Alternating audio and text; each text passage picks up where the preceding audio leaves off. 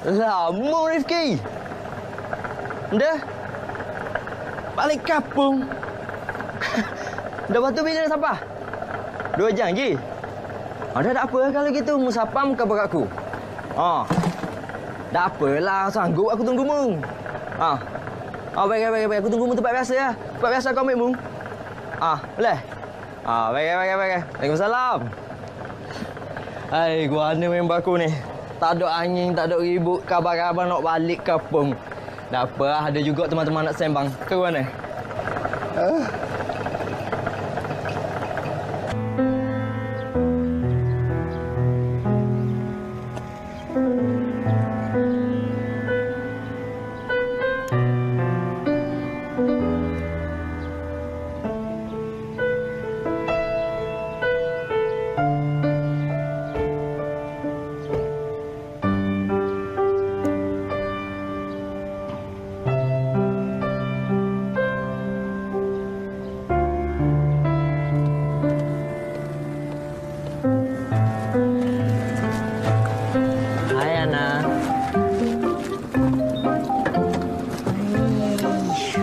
Nak pergi mana?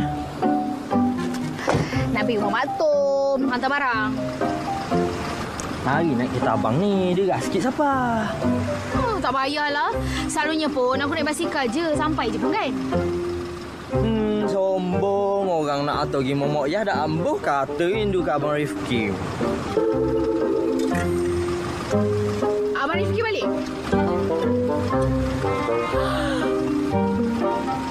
Kau nak tolong aku kan? Dah. Yang tu. Kak Kia. 3 ni Mak Tom. Yang ni. Tipah. Tipah tau. Kau ingat? Kak Kia, Mak Tom, Tipah. Allah. Aku nak pergi buat Mak Yah. Jangan.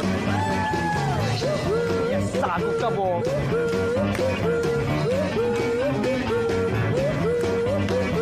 Hidayah adalah sesuatu yang amat berharga dan tinggi nilainya dalam kehidupan manusia, amnya dan Muslim khasnya.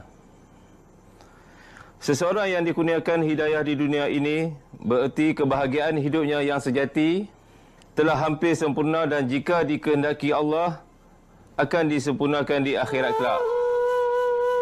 Allah SWT telah berjanji kepada seseorang yang berjuang dengan bersungguh-sungguh untuk mendapatkan hidayah akan diberikannya.